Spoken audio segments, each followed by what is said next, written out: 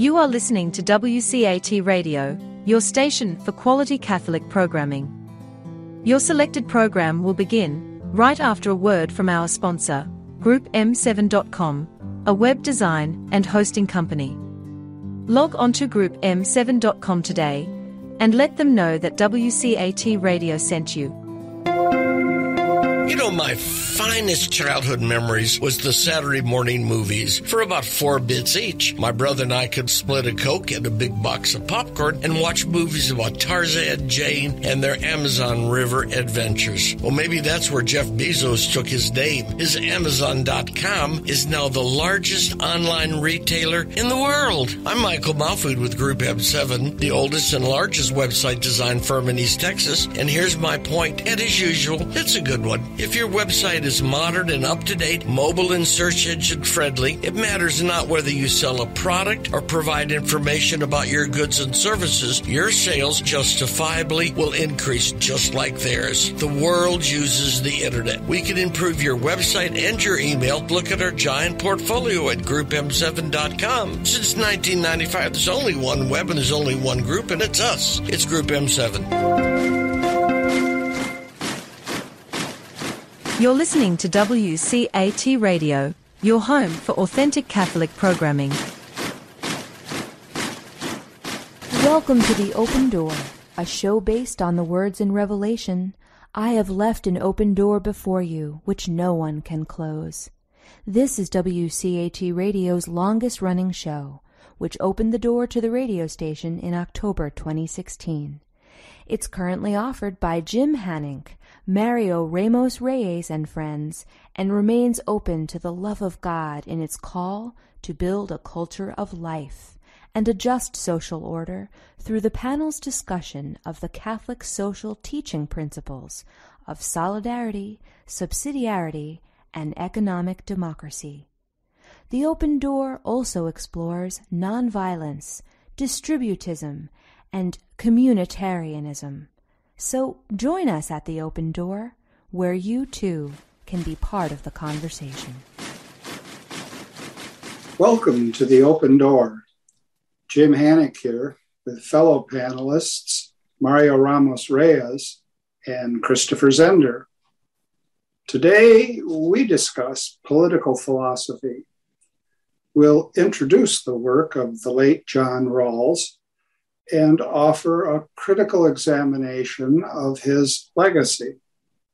Our special and welcome guest is Christopher Wolfe.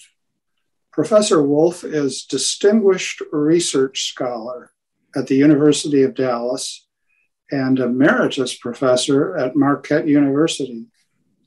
He's the author of The Rise of Modern Judicial Review, Judicial Activism, and Natural Law Liberalism. As always, we begin in prayer.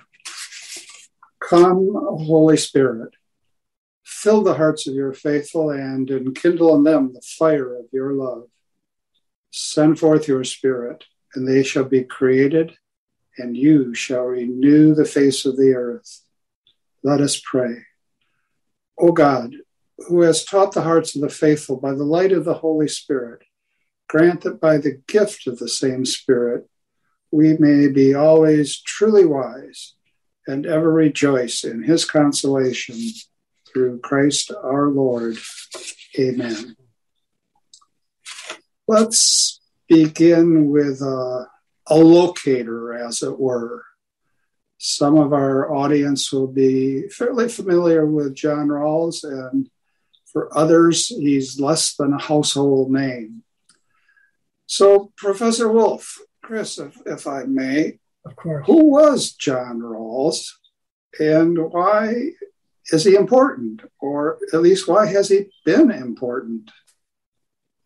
Well, John Rawls was a teacher at Harvard for many years, and the author of two very important books, A Theory of Justice and Political Liberalism. And I think it's fair to say that he is the dominant Anglo-American political philosopher of the second half of the 20th century. As most of you know, I'm sure, to study political theory, from, let's say, 1960 on, especially from the publication of A Theory of Justice around 1970, 71 or so. To study political philosophy meant, in most departments in the United States and in much of Europe, to study John Rawls. So he's clearly a very dominant figure. Typically a book would start out, even if it was going to argue something differently, it would start out with a discussion of Rawls because he was such a dominant figure. And that raises the question, why was Rawls so important? And I think it's because he really had the effect of changing the trajectory of liberal thought significantly in the second half of the 20th century. When Rawls started writing, the dominant thought in the Anglo-American Academy was probable utilitarianism. And Rawls takes that as his major opponent. And he thinks that utilitarianism is defective and that it doesn't provide a sufficiently solid foundation for liberalism. He thought that it was too easily manipulated in ways that would jeopardize freedom.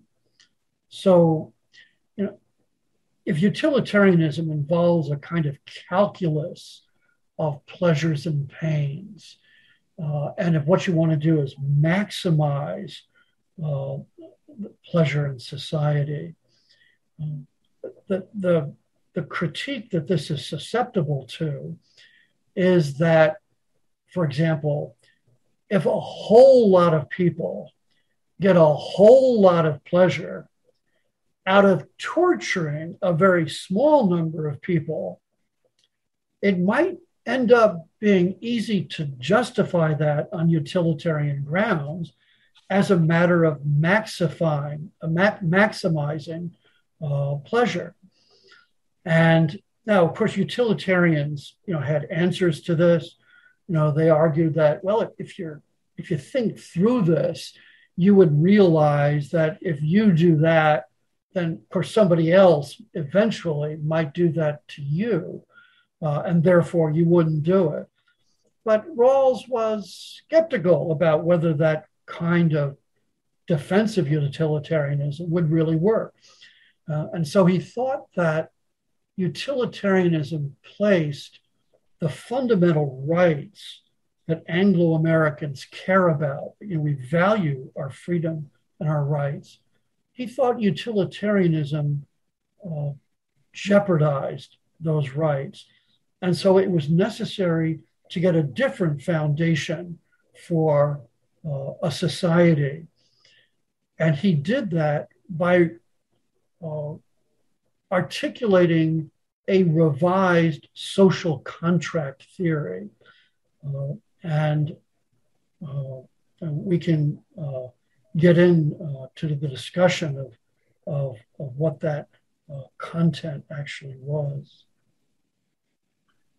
Well, thank you for that. A very lucid introduction. And sad to say, every time there's a lucid introduction by one of our guests, I come back with some random anecdotes. Nothing unfortunate about that at all. I want to, before we return to lucidity in the person of Mario Ramos-Reyes, I want to offer a couple of anecdotes vis-a-vis Rawls. The first is, when I initially heard John Rawls make a presentation, I discovered that he had a pronounced stammer. And I was struck at least as much by his dealing with that stammer as by what he had to say. It was really a an act of discipline and a kind of humility on his part. It wasn't something that every once in a while you'd pick up on. It was something he struggled with the whole time that he spoke. And I guess that says something about his personal character. Another anecdote, I did not know until maybe 2-3 years ago, max, that his senior thesis, still an undergraduate, but his senior thesis, which was recently republished, was on the interplay of faith and reason.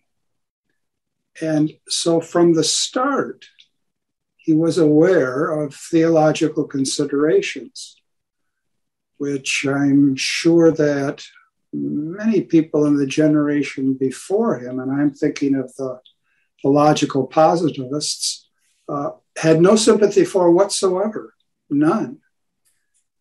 And perhaps his questioning of utilitarianism reflected a deeper view of the nature of the human person.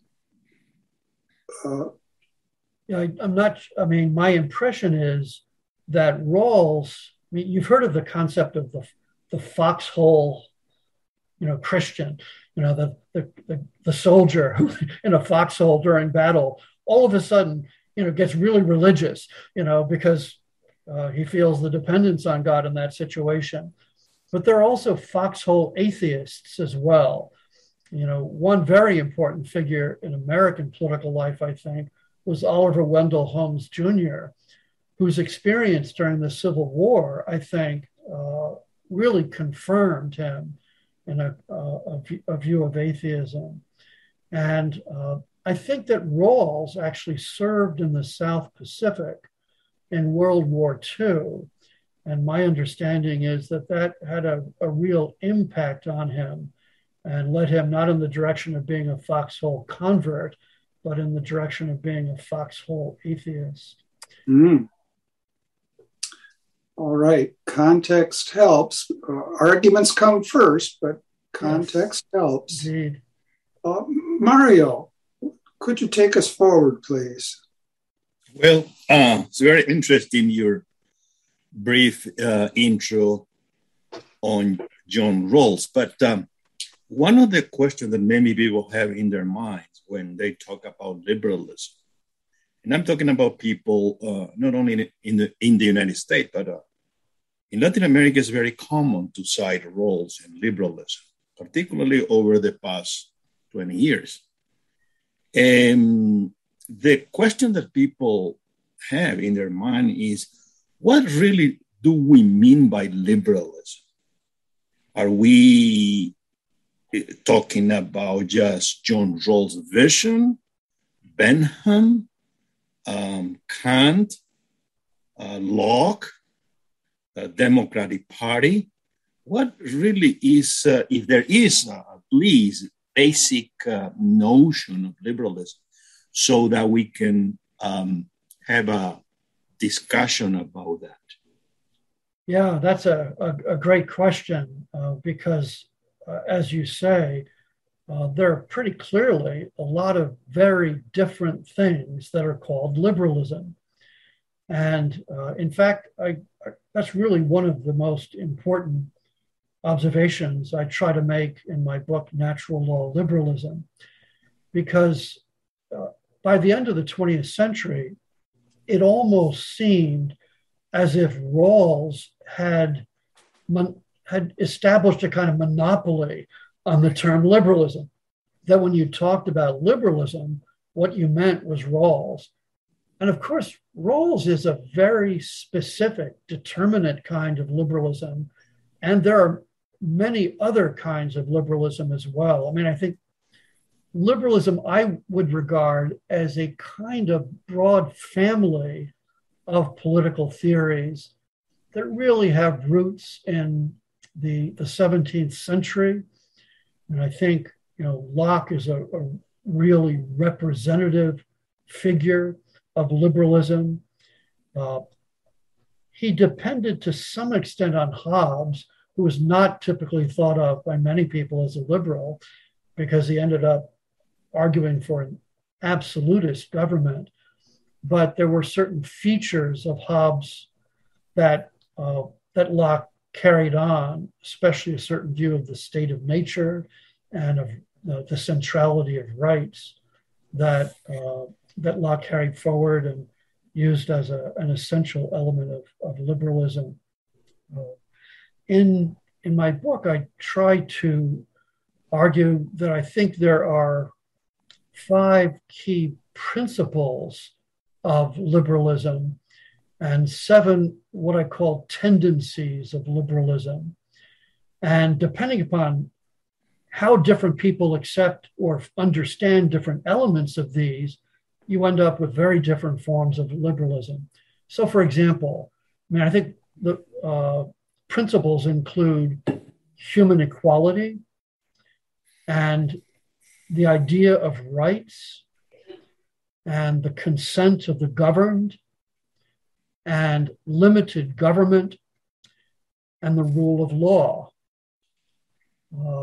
And then tendencies include such things as a tendency toward rationalism, a tendency toward certain kind of commercialism, a commercial republic, and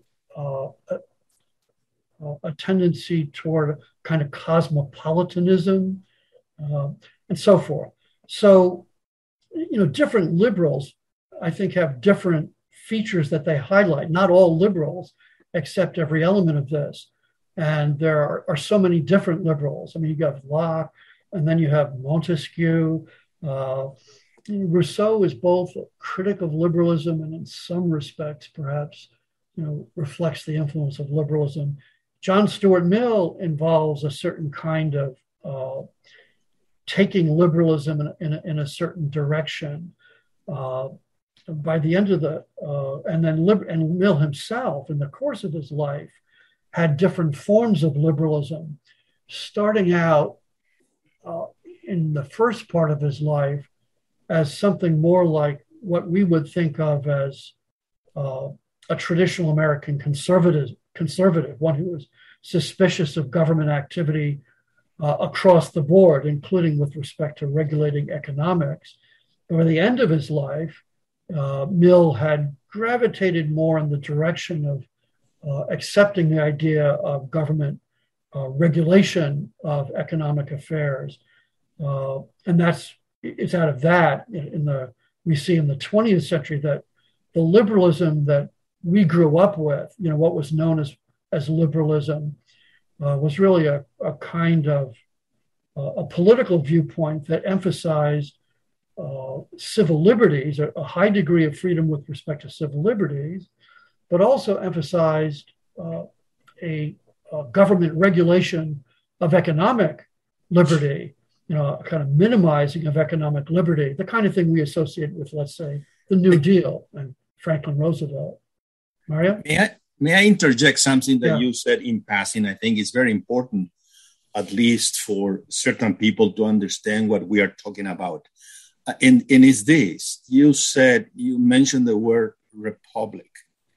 And it seems to me that there are at least three elements here in order to discuss.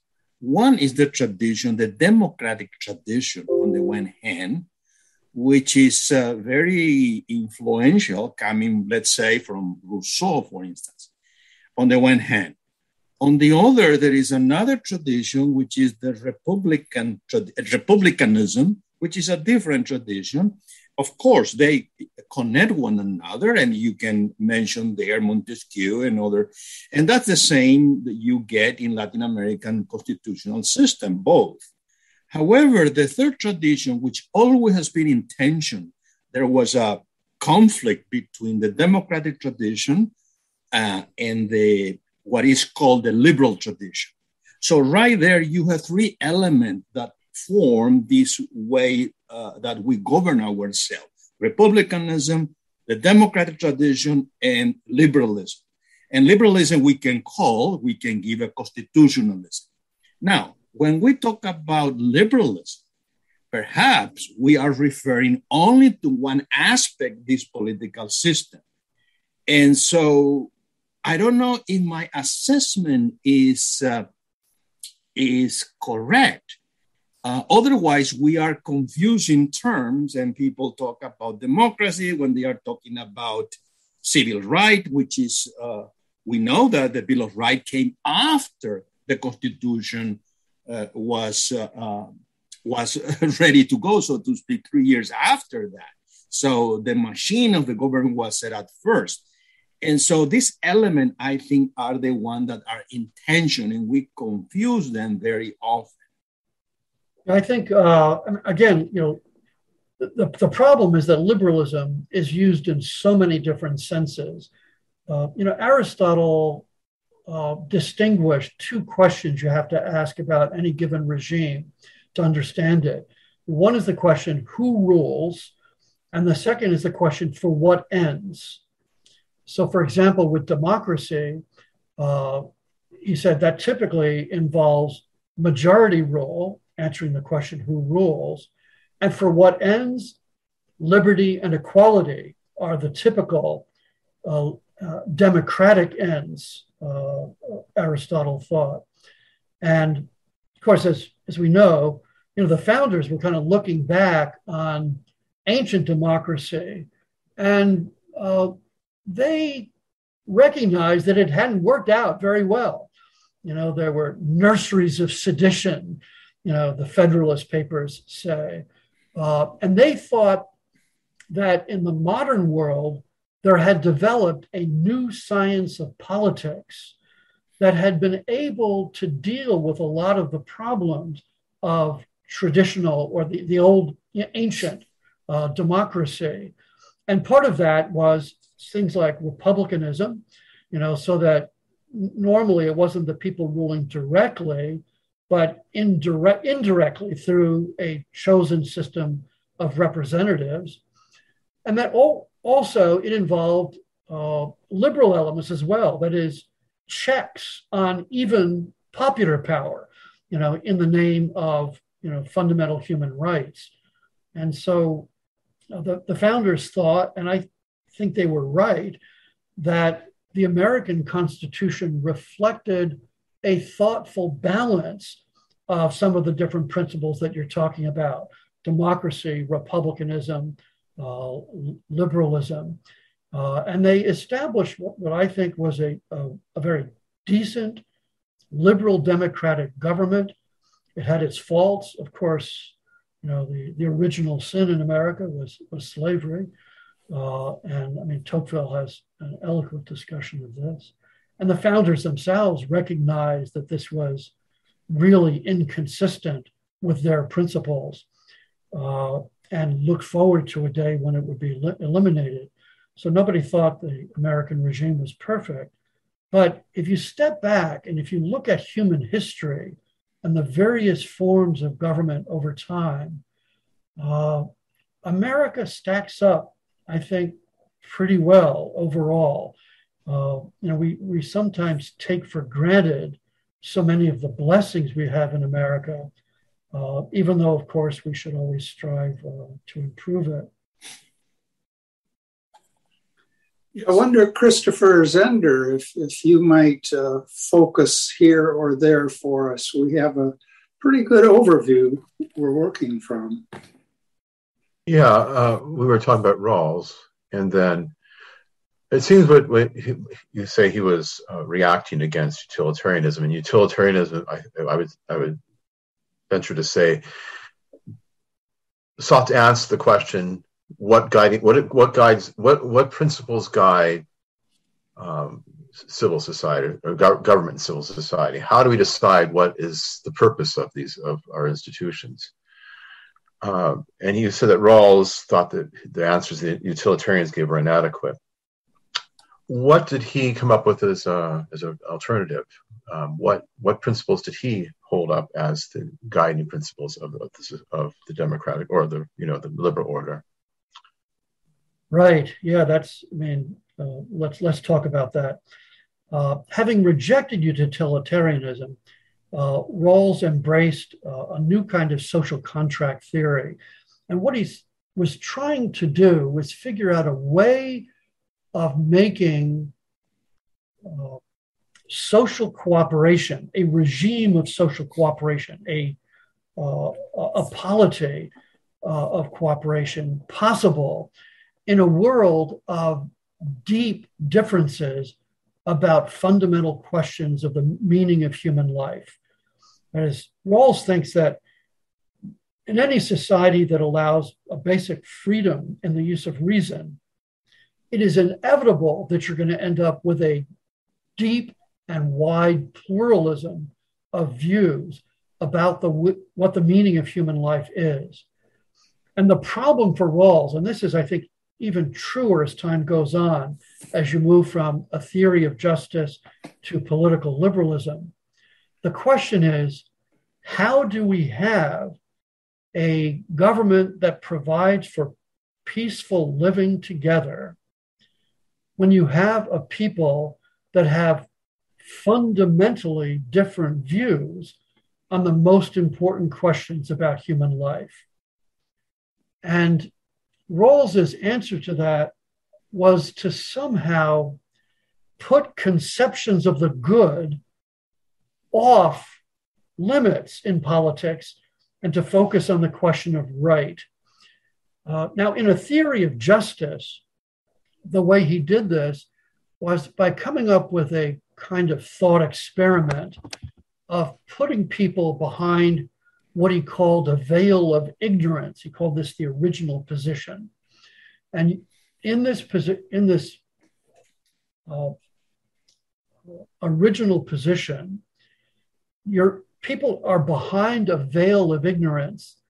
They don't know what their views of the good are, and so they have to be careful in choosing what the fundamental principles of ordering political society will be. For example, if they're Catholic and if they organize, I shouldn't say if they're Catholic, let's suppose that they organize society on the basis of Catholic principles, the principles of Catholic social thought. Rawls would say, well, behind the veil of ignorance, they don't know if they're going to be a Catholic or a Protestant or a Jew or a Muslim or an atheist or agnostic. And so if they choose to organize society based on Catholic principles, and if it turns out once they come out behind the veil of ignorance that, whoops, I'm an atheist, they're in trouble, And so Rawls, in a way, separates people from their views of the good and says, okay, in a way that puts the question of our differences on fundamental principles to the side, and it focuses on what we can agree on. That is, if you're behind the veil of ignorance, there are still certain basic, what he called primary goods that everybody recognizes, including, certain fundamental freedoms, certain, wealth and income, a certain kind of social self-respect, and it's on the basis of these things that you decide which principles of justice you're going to choose to regulate society. And he said, if you're in that original position, you're not going to choose utilitarianism for the reasons that I gave earlier, that it's too dangerous, that your fundamental freedoms will be jeopardized in a kind of utilitarian calculus or balancing of different interests. So what are you going to choose? And Rawls thinks that you choose what he calls justice as fairness, which involves two fundamental principles. And those principles are, first of all, each person has an equal right to a fully adequate scheme of equal liberties, which scheme is compatible with a similar scheme of liberties for all. So, equal fundamental rights. things like freedom of thought and conscience, political liberties, freedom of association, liberty and integrity of the person, and the rule of law. Okay, so that's the first of the two principles. The second is that social and economic inequalities must satisfy two conditions. First, they have to be attached to offices and positions open to all under conditions of fair equality of opportunity. And second, they are to be to the greatest benefit of the least advantaged members of society. So basically, equal fundamental rights and inequalities that are justified only by equal opportunity and benefit to the least well off. Now, why are those two principles attractive to people behind the veil of ignorance, according to Rawls? And the answer is because if we all want to have our fundamental liberties. We want freedom of speech and freedom of religion. We want security of our person and property, all these different things. And so behind the veil of ignorance, not knowing who we're going to turn out to be, we're going to choose a set of principles of justice that will provide these equal liberties for everybody. It means, in a way, we're giving up the possibility of depriving other people of fundamental rights, but that's not a bad trade-off for making sure that we have fundamental rights ourselves. And then second, we're not going to really know, we don't know behind the veil of ignorance, whether we're rich or poor or middle class or whatever. And so we want to choose something that makes sure that we're not too badly off. And that second principle, that says that the social and political inequalities have to be justified by both equality of opportunity and by the fact that inequalities have to benefit the least advantaged in society. That will ensure that, that we have at least a kind of decent position in the society that we're setting up from behind the veil of ignorance. He used what he called the Maximin principle. And he basically argued, if you have a choice between two different possibilities, and you know that in the one case, the worst case scenario is really bad, and in the other situation, the worst case scenario is kind of tolerable, you would clearly choose, he says, the case where the situation where the worst outcome was at least tolerable, and so that's what he says guides the people behind the veil of ignorance and leads them to choose the two principles of justice. And the two principles of justice lead into the foundation of Rawls' conception of good government in a theory of justice. Mario? Yeah. Where does the concept of public reason come into play? Yeah, what I outlined a moment ago was the theory of justice. And ultimately, Rawls came to think that there were some serious inadequacies in a theory of justice. And that led him to write a series of articles culminating in another book called Political Liberalism in 1992, which was further clarified by subsequent articles. And he thought that in a theory of justice, he had actually failed to develop sufficiently what he called a political conception of justice. Now, what I described earlier in describing a theory of justice, he contrasts what he calls a comprehensive view of justice and a political conception of justice. A comprehensive conception is one that involves your complete set of philosophical and theological beliefs. And those, of course, are the ones that are fraught with controversy. He wanted to get a political conception which he thought all reasonable people could agree on in order to establish a society in which social cooperation is possible. And I think if you want to really understand Rawls, in a way, almost the starting point would be to look at the introduction to political liberalism. And in that introduction, he describes liberalism, I think, or the fundamental question of liberalism, as being found in the Reformation.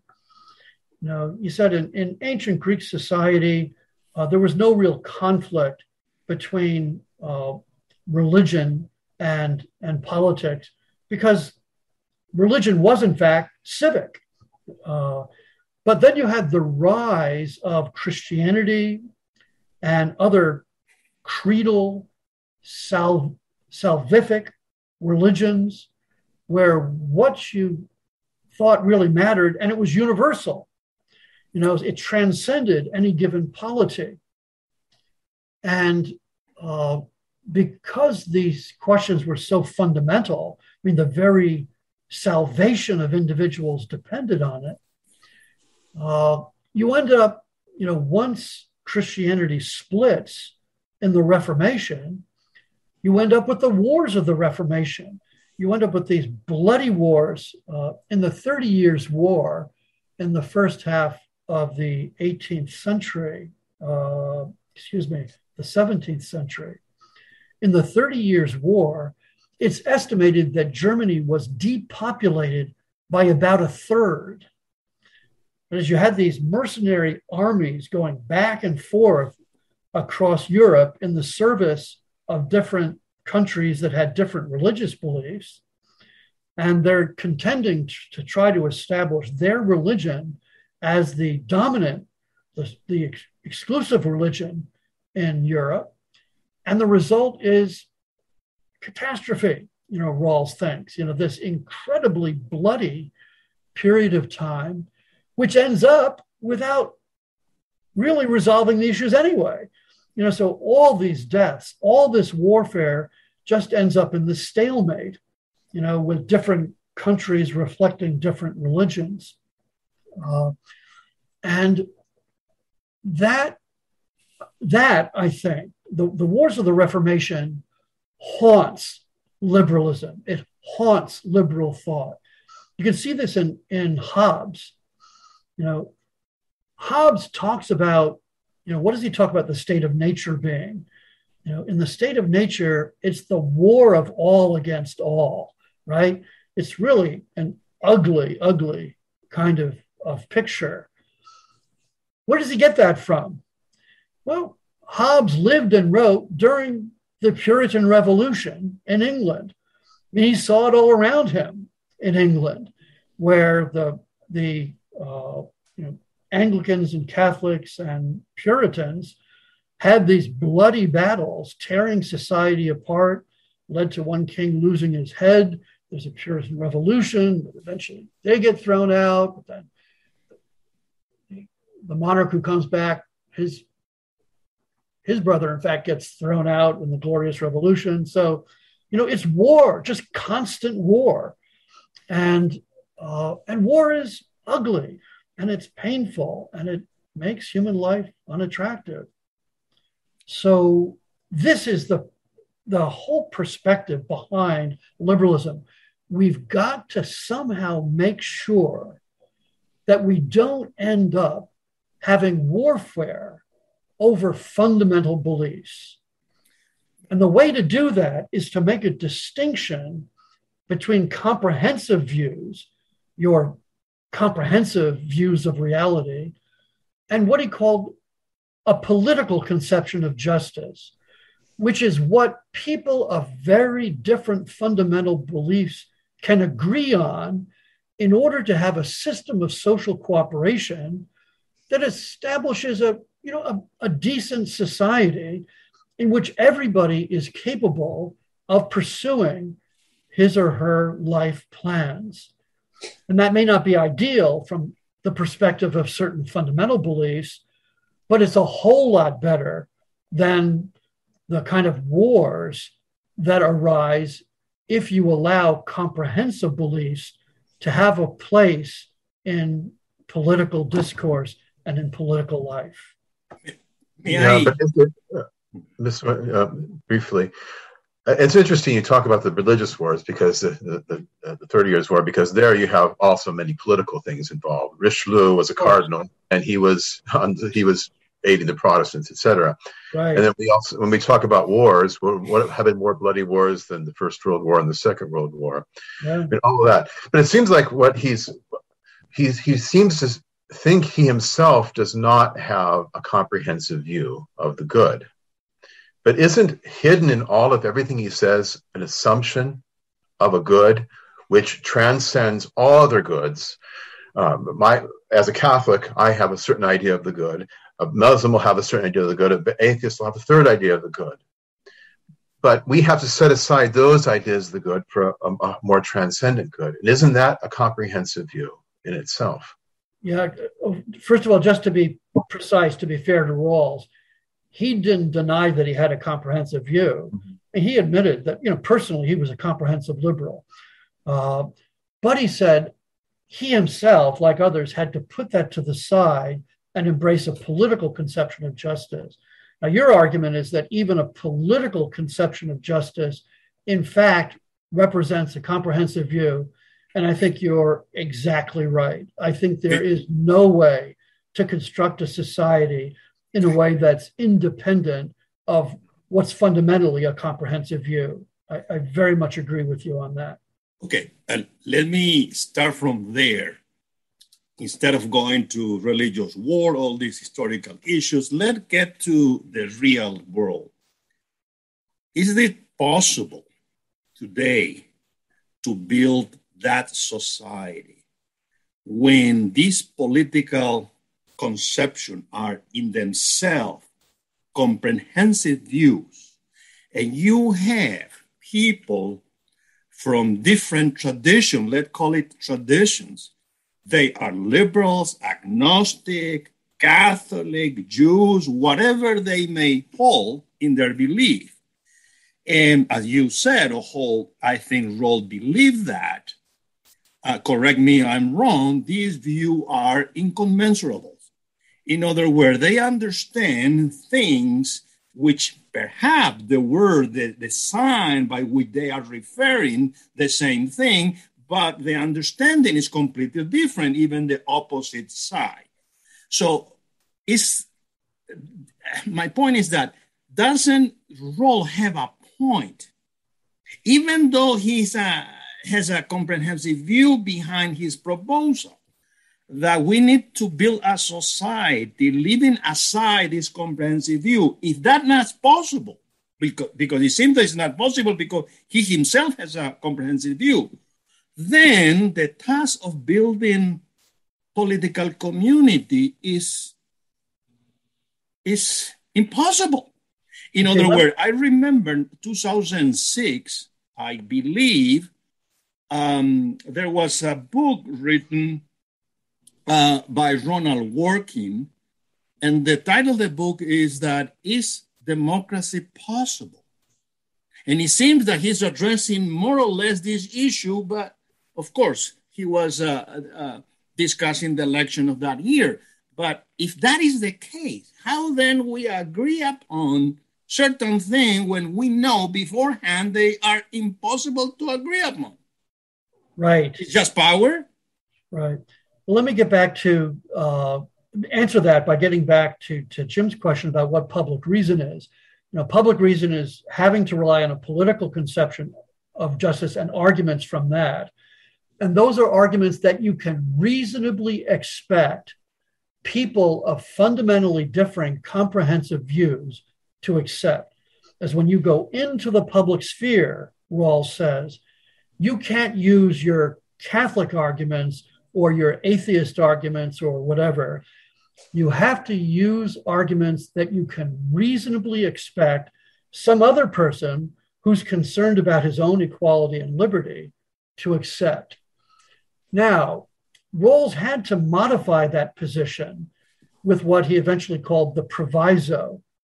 And the reason was because there was a devastating critique of it. And the critique of it is, how do you account for Martin Luther King Jr.? Rawls is certainly not going to be critical of him, right? But if you look at King's arguments for racial equality, King was a minister. And if you read King, you know he's a minister because it is just chock full of scriptural allusions, citations, invocations. And so Rawls, faced with this critique, you can't rule out Martin Luther King and the way he argued, says, okay, well, you're allowed to use comprehensive arguments as long as you can also make a political argument. So since you can make arguments based on a political conception of justice for racial equality, it's okay if people like King also bring in comprehensive arguments. And the problem with that, frankly, I think that creates a real problem for Rawls, and that's that those of us who are natural law thinkers think that's exactly what we're doing. When we make natural law arguments, we think we're making arguments that we can reasonably expect another person to accept. Now, of course, we don't think that everybody's going to accept them. But then, of course, look at Rawls and the response to Rawls. Did everybody accept Rawls? I mean, one thing I want to actually emphasize here a little bit is, I said Rawls was the most influential Anglo-American philosopher of the second half of the 20th century. I mean that deliberately because I'm implying that for the last 20 years, he hasn't been the dominant Anglo-American philosopher. Now, there are still people, old codgers like us, who went through graduate school and had to read Rawls, and so we still think about Rawls. But these days, how important is Rawls in most graduate programs today? Today, it's all about multiculturalism, race, gender, ethnicity. And this is one reason for the polarization that Mario refers to. So one, I think Rawls is no longer the dominant figure he once was.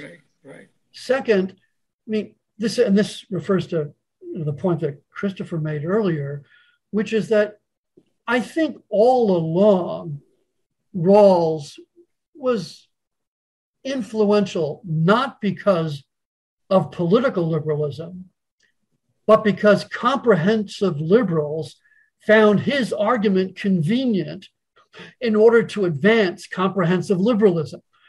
That is, when you look at Rawls and how the things typically play out, it turns out, surprise, comprehensive liberals always win.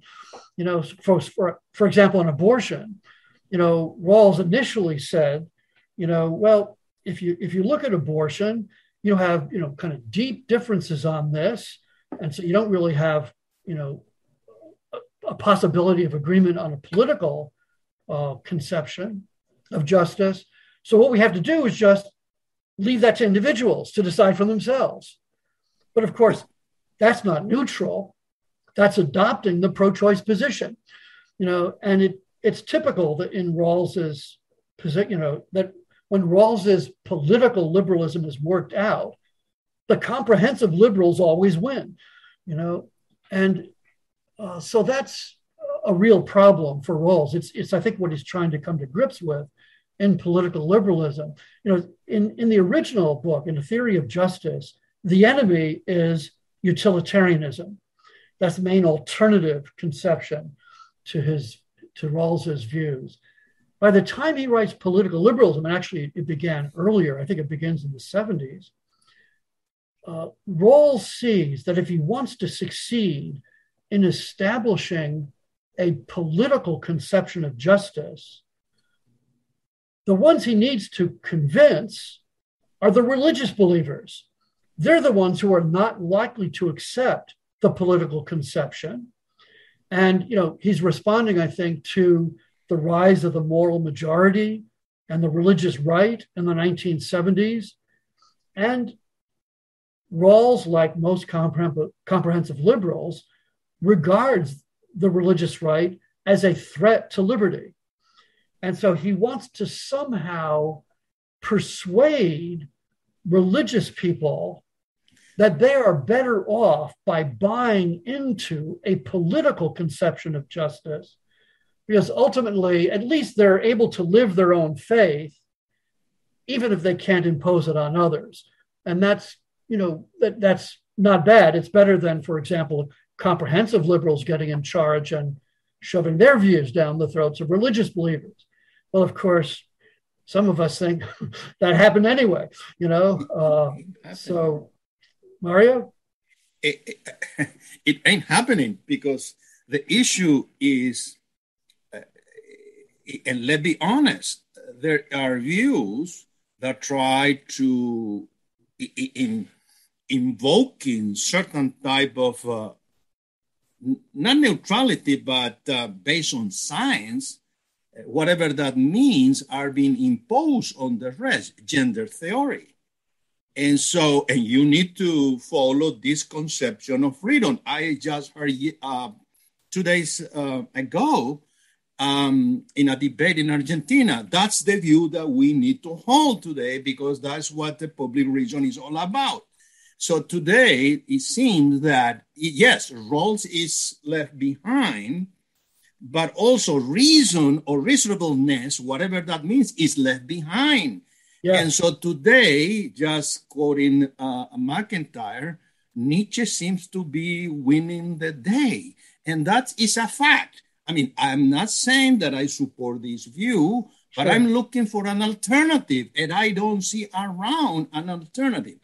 Right. Perhaps if we re-examine Habermas' view of communicative reason may have something, but I'm not convinced about that either. So that's my question.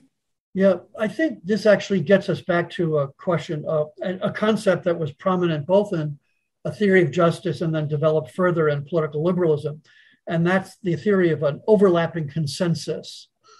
And what Rawls said is that, and especially in political liberalism, as he develops the idea, the concept there, he says, a political conception of justice requires that we not demand that everybody accept political liberalism for the exact same reason. Rather, different people with different comprehensive views are going to accept political liberalism from within their own comprehensive views. And so that's Rawls' attempt to get what he would call a morally principled foundation for society. Now, what's the alternative to that? I mean, if people like myself and other anti-Rawlsians reject political liberalism, what's the alternative? The alternative is something that Rawls describes as a modus vivendi. That is, it's living in a society where people have fundamentally different views and where they bring their comprehensive views to bear on political life and political and social life, but they do so with some kind of ultimate recognition as part of their own comprehensive views that achieving a peaceful society is an important and valuable goal. So, for example, Catholics have comprehensive conceptions that are reflected in Catholic social thought. When we go into the public sphere, many people are going to disagree with us about different elements of Catholic social thought. So what do? We try to reason with them as best we can. That is, we try to persuade them, and where we're successful, we try to use the political process to advance our conceptions of the good. And this is going to lead to a lot of conflict in society. But, I think Rawls's view of getting rid of conflict is, if you Catholics just shut up, we won't have conflict. That is, if you simply accept comprehensive liberalism, then we don't have to worry about all these fights. But of course, that's not a sufficient answer to not just Catholics, to Christians more generally as well. To be told that we have to leave our most fundamental beliefs out of consideration when we're engaged in politics just seems crazy. It's one reason why Rawls never had much success, I don't think. So what we do is, I think, natural law has a very specific meaning for many people, actually. Part of our problem, though, is that natural law, most people have no idea what it is. And many people have really bizarre ideas. Some people think natural law is like Darwinism or something like that. But in some way, I think, Russell Hittinger has a great article on this. Almost everybody, not Nietzsche, almost everybody is a natural law thinker. Almost everybody has some conception of the human good that is somehow connected with some theory of human nature. They don't put it forward that way. In fact, they would deny that they're natural law thinkers, most of them. But the fact of the matter is that we all have some conception of human nature, some conception of the good. And what democracy involves is working out through discussion as best we can some shared conception of what the common good is. And, as Catholics, we're going to have success sometimes, and at other times we're going to face failure, and we have to keep struggling. In 1973, a small judicial elite, crammed something close to abortion on demand down the throats of the American people. And that was appalling. And how have we responded? Well, for almost 50 years, we have fought the good fight in the face of a pretty united elite opposition. And, it's possible that we're actually on the verge of overruling Roe versus Wade. Now, that's not going to resolve the issue. It's likely, in my view, it's likely just to send the issue back to the states. And we'll probably have different laws in different states around the country. And so we're going to have to continue that fight. We're going to have to continue in the court of public opinion, trying to establish what should be obvious to everybody, that life begins at conception and that the right to life begins at conception. We're going to have limited success in doing that. But if you're not just a Thomist, but an Augustinian, you're aware that this life is a vale of tears, and we're never going to get to any kind of heaven on earth. America is a pretty good society as society goes, although it's gotten worse, in recent times, I think. But still, we have to, all you can do is fight the good fight with a respect for others. It's important that part of our comprehensive view is that we don't persecute other people. We don't go around persecuting because of their religious beliefs. The part of our comprehensive view of Catholics is that there is a certain respect for freedom of conscience on the part of other people. I think that there's a pretty universal American commitment to freedom of conscience. It's understood in somewhat different ways, different ranges, but working out, some kind of shared agreement in our society about what the common good is what politics is all about. And that's what all of us should try to do, with a respect for the rights of other people. But that doesn't require adopting Rawls's view of political liberalism, which requires us and everybody to put their comprehensive views off limits when they go into political discussions. One point I've kind of emphasized in a couple of places that I've written is that if we want liberalism to be accepted, not just in the US, but around the world, putting it forth in a Rawlsian form is crazy, because that is not going to appeal to most people in the world. Let's say we're talking to some moderate Muslims, not jihadists, but moderate Muslims who are open to a certain kind of respect for, at least in some sense, for freedom of conscience. If we talk to them and say, you should embrace Rawlsian liberalism, which requires you to put all your religious beliefs, your comprehensive views off limits when talking about politics, what is the chance that the billion Muslims in the world are going to take that seriously? They're not going to, right?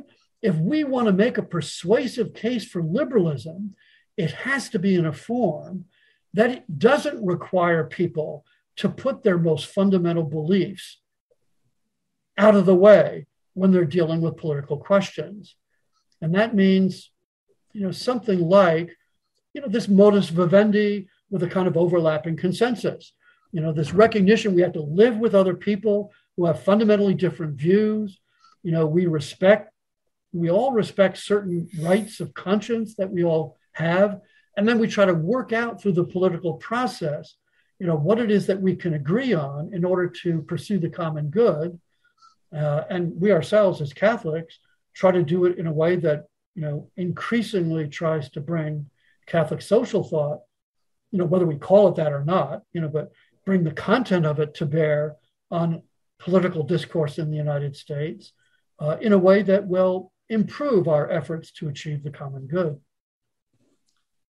Modus vivendi. Whenever I've taught Rawls, I've come to the conclusion that modus vivendi is the way to go. Yep. However, before I stir the pot a little bit, and I don't think Christopher Zehnder's gotten equal time, so he's encouraged to stir the pot as well. I want to ask a searching technical question. How much time do we have left? On my little computer, I don't get to know how much time we have left. I think we're at about an hour now. That's fine. We go an hour? We can continue 10 more minutes. So. Oh my gosh, 10 minutes. All right. Professor Wolfe, can you stay with us for 10 more minutes? Sure. All right. I'm not sure Mario can because, he's a working stiff and he has to go off to school to teach. Right. Can you, Mario? Yes. All right. By way of easy and natural transition, then, we come to the American Solidarity Party. We don't really need an easy and natural transition, but on this occasion, we actually have one. The American Solidarity Party draws on the whole history of political thought, but in a very distinct and articulate way. It draws on Catholic social teaching. We're all of us used to the American bishops telling us that, no one party actually represents Catholic social thinking. But in fact, that's not true. The American Solidarity Party does. And somehow or other, we're going to bring it to the attention of the American bishops. I'm not quite sure how. Now, in practice, when I, for example, have encouraged people in Los Angeles, also known as La Ciudad de los Ángeles Casi Perdidos, the city of angels almost lost, very often when I've had somebody really slog through our platform, very often the response has been, I don't believe in theocracy. I don't believe in theocracy. And almost always, given the demographics of where I live, when I say, when I hear this, I say, was Dr. Martin Luther King Jr. A believer in theocracy? And the question stops right there because it doesn't get answered. But you're certainly right. The discourse is all about race and gender, race and gender, race and gender. And it is also interesting, thinking back to Rawls and his proviso business. Rawls did allow for especially what I would refer to as people in Black churches to use theological arguments. And when asked why, he said, because so many of them learn to do politics in their churches. And so there's going to be a grace period where they can use those arguments, because after all, they'll learn to do politics and they'll come around. And I see this happening again and again where I live. Now, another point that I'd like to toss in here is the idea of, well, look, that's what natural law thinking does. We try to make our arguments accessible in the context of public reason. But as you well know, that calls for a lot of translation. And sometimes people really aren't up for the translation. For example, crucial to the gospel, crucial is the idea of humility, which Hume, as you know, dismissed as a monkish virtue. Now, anybody practicing humility is going to have some terrible difficulties translating that into the public reason forum. Now, a couple of quick points, and then definitely, Christopher, please take over. A couple of quick points.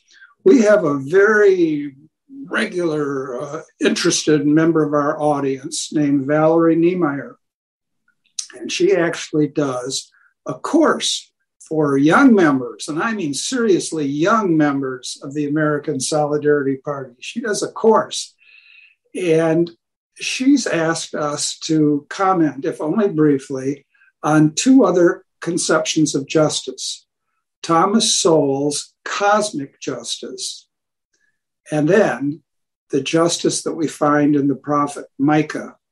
And I did a little digging, and I can briefly comment. Thomas Sowell is an interesting case. He says a lot of our problems stem from our trying for a cosmic justice. And we can't bring about a cosmic justice, and we think we can bring about a cosmic justice, but we can't. The only person that could bring about a cosmic justice is the Creator. And if you want to blame anybody for injustices of a cosmic sort, blame him. Don't blame politicians, because after all, and here's Sowell the liberal, politics is really about process. You get what you can get, and don't get distracted by this vision of a cosmic justice. Now, there's an element of truth to what he says, but his fallback position is none other than procedural justice. And procedural justice, I think we all agree, is not enough. When it comes to the prophet Micah, what we have is something I think that can easily enough be translated into natural law categories. Micah distinguishes, and the Old Testament itself distinguishes, between distributive justice, giving each person his due, and retributive justice, making up for violations of distributive justice. And you can't really talk about retributive justice unless you have a foundation in distributive justice, giving each person his due. And with that, I've added at least a couple of onions to the pot and answered Valerie, whose contribution I greatly appreciate. Now, Christopher Zehnder, we got to give him a shot. Okay. Let's hear from Christopher. You have something? Yes. Christopher Zehnder, you have something to say? Just a brief observation. It seems to me what Rawls is about is what ultimately liberalism is about. In other words, what St. Thomas says, of course, about the common good in terms of society is that peace is the first element of the common good. If you don't have peace, you don't have you can't, that's the foundation upon which we build all the other goods.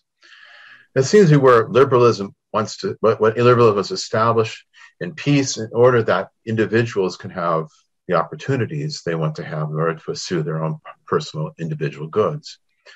The problem, of course, with that is that what we view as good is sometimes contradictory to what other people view as good. And even if we can come to a point where we can tolerate that for a time, there are often goods, such as the right to life, such as the nature of marriage, upon which we cannot compromise. And in the very ordering of, and society is going to be ordered based upon those conceptions. And that's where we go. I think what Mario was talking about earlier, when you come to a point where you have fundamentally different views of what the good is, then you can no longer, the good of peace can no longer just stand. It has to be found, peace itself has to be founded on conceptions of the good. And I think probably what somebody like Rawls and the liberals benefited from so long was pretty much consensus, a Christian consensus, even though much of it was Protestant. In the United States, we had Protestants and Catholics and a few Jews. Nevertheless, there was a certain common social consensus by which we could live in tolerance with one another. We're not there anymore. And so this is where it's finally breaking down, it seems to me. What the answer is to that, I'm not quite sure. As myself being a village councilman of a village of 400 people, who knows? We pretty much have that consensus here in the little town of Hartford, but that's, but most other places not even in the state of Ohio. Yeah. And so, I think that's where what the answer is to that is, I don't know, probably the answer to that is the church taking seriously evangelization, taking seriously her own nature. I'm taking seriously what the point of human life, what Christ has called her to, instead of what she generally pays attention to is bureaucratic concerns. Anyway, that's my rant. Okay. Peace is the ultimate goal. Peace understood in an Augustinian sense as the tranquility of order. And right. That goes beyond not, just not fighting, something deeper than that. I would take issue with Jim's premise, though, that the American Solidarity Party is the representative of Catholic social thought. At most, it can be a representative of Catholic social thought. And the reason is because, while at the general level, the level of general principles, you can have agreement, yet you should have agreement among Catholics, and we should try to propagate those principles in society. As Thomas says, when you're working with the natural law, and most of Catholic social thought is rooted in the natural law, you move from the most common principles to general principles to more determinate and specific principles. And as you move down to more determinate principles, the principles hold less, they're less well known, and the result is you're going to have lots of differences of opinion about them. So, I could put together a program for the American Catholic Party or something like that would have all the same principles as the American Solidarity Party. But when it gets down to very specific political decisions about this issue or that issue, I might take very different stances on different matters. I think it's especially true with economics, for example, that exactly, even agreeing on the overall general ends of the economy, the way to get to those ends is extraordinarily complex and obscure, in my opinion, at least. I don't think there's any, relatively clear path to them. To take one example, a minimum wage is something that, serves human dignity in one way by, providing for a higher wage, especially for people at the lower socioeconomic spectrum. On the other hand, at least some people claim, and it's certainly not a matter decided by revelation, that the result of minimum wage is actually fewer jobs, that actually more people are unemployed because of minimum wages, even though the people who have jobs have a higher wage. I don't think there's any absolute answer on that. I'm not saying I'm opposed to minimum wage, but I'm at least, I have questions. I'm uncertain, because there are real question marks there.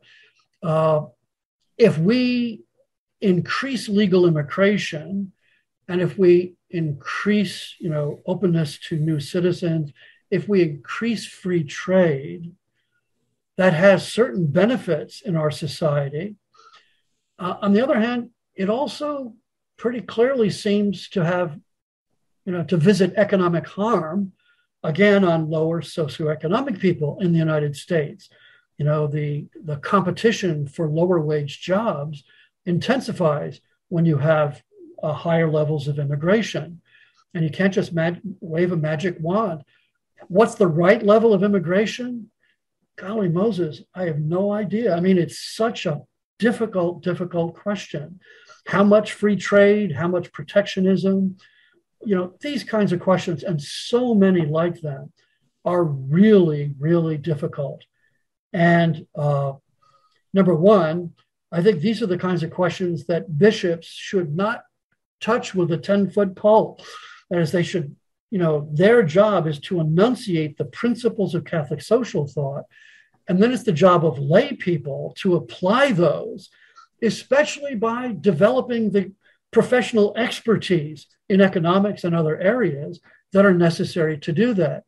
And when that happens, Catholics of good faith and goodwill are going to have significant differences about a fair number of issues. Let me, Chris, because we're so close to the end, sure, say a couple things in response. We in the American Solidarity Party have a tiered approach, not tearful, but tiered approach. We have 5 fundamental principles, and then an expansion of those 5 fundamental principles into, say, a dozen. And that expansion is partly the work of Christopher Zehnder. And then we have the platform, and the platform undergoes periodic review. And it's understood and it's recognized that many people in the party do not agree with every particular in the platform. However, one needs a platform if one is going to respond to specific political issues of the day. No platform, no response. So, in addition to that tiered approach, there are certain hearty individuals within the party, yours unruly, and indeed the whole panel, that have a prophetic stance with regard to the minimum wage. Right. We work for free. We work for free. We are beneath the minimum wage because we have a sense of the pressing need of the day. Now, as probably best not to base the whole economic system on that. No. Only certain sectors. Yes. Now, Christopher said, as he oftentimes does, evangelization remains the heart of everything. Yes. And we always end, and we will now, with the gospel for today. And this is from Luke. Jesus passed through towns and villages, teaching as he went and making his way to Jerusalem. Someone asked him, "Lord, will only a few people be saved?" He answered them, "Strive to enter through the narrow gate, for many, I tell you, will attempt to enter, but will not be strong enough. After the master of the house has arisen and locked the door, then will you stand outside knocking and saying, 'Lord, open the door for us'? He will say to you in reply, 'I do not know where you are from.' And you will say, 'We ate and drank in your company, and you taught in our streets.' Then he will say to you, 'I do not know where you are from. Depart from me, all you evildoers.' And there will be wailing and grinding of teeth when you see Abraham, Isaac, and Jacob, and all the prophets in the kingdom of God, and you yourselves cast out. And people will come from the east and the west, and from the north and the south, and will recline at table in the kingdom of God. For behold, some are last who will be first, and some are first who will be last. Come, Lord Jesus, come." Thank you so much, Chris, for joining us. Thank you, Jim and Mario and Chris. We're not attuned to such lucidity, and with that kind of lucidity, we predict that within 3 years, you'll be a card-carrying member of the American Solidarity Party. We need a panel, another interview about natural law in judicial review. Yes. Yeah, that is obviously a really important question. And And because of that, we're willing to double your stipend. We are going to pay. Yes. Speaking of the gift. All right. Okay. Thank you. Very good. So long. Bye-bye. Thanks. Bye-bye. Thank you for listening to a production of WCAT Radio. Please join us in our mission of evangelization. And don't forget, love lifts up when knowledge takes flight.